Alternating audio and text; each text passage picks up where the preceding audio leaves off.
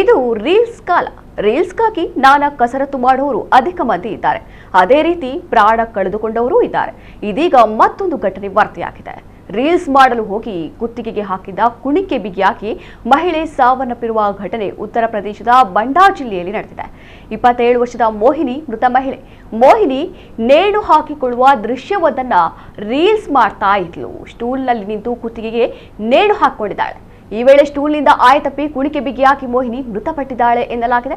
ಮೋಹಿನಿಯ 4 ವರ್ಷದ ಮಗಳು ಕೋಣೆಗೆ ಬಂದಾಗ ನೇಣು ಬಿಗಿದ ಸ್ಥಿತಿಯಲ್ಲಿದ್ದ ತಾಯಿಯನ್ನ ನೋಡಿ ಕಿರುಚಿದ್ದಾಳೆ. ಬಾಲಕಿಯ ಕೂಗು ಕೇಳಿ ನೆರೆಹೊರೆಯವರು ಒಳಗೆ ಧಾವಿಸಿ ಬಂದು ನೋಡಿದಾಗ ಘಟನೆ ಬೆಳಕಿಗೆ ಬಂದಿದೆ. ಸದ್ಯ ಪ್ರಕರಣ ದಾಖಲಿಸಿಕೊಂಡಿರುವ ಪೊಲೀಸರು ತನಿಖೆ ನಡೆಸ್ತಾ ಇದ್ದಾರೆ.